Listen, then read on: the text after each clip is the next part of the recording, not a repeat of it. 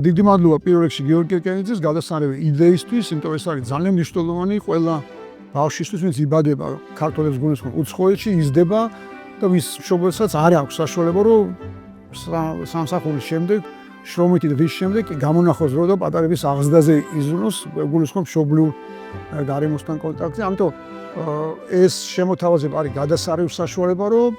უცხოეთში უამრავი ქართველი ცხოვრობს და აი მათ შვილებს ახალი თაობის ქართველებს ჰქონდეთ შესაძლებლობა ქართულ ენაზე მოისმინონ ლექციები, ისწავლონ ქართული ენა, სამშობლოს ისტორია, კულტურა, თავგადასავალი, ლიტერატურა.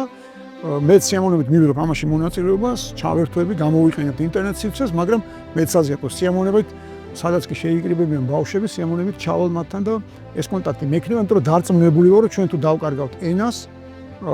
დავკარგავთ ჩვენს ქვეყანასაც და